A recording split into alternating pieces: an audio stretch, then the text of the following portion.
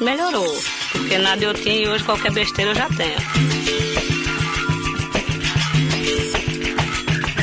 E a associação é aquela questão da gente juntar o povo e discutir as coisas. O Brasil tem 14 milhões de agricultores familiares como estes.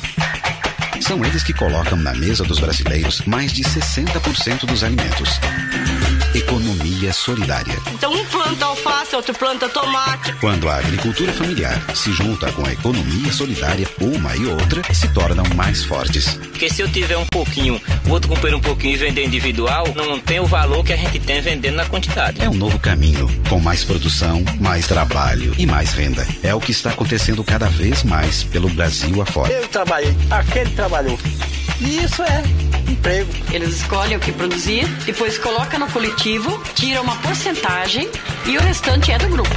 A gente arruma uns amigos e faz um serviço aí, com isso a gente ganha mais uma coisinha, trabalha também. Mas na economia solidária, o trabalho não é só emprego, renda ou produção.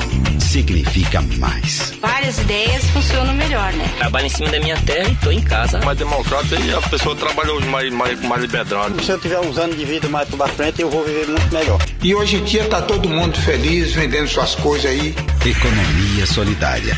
Outra economia acontece.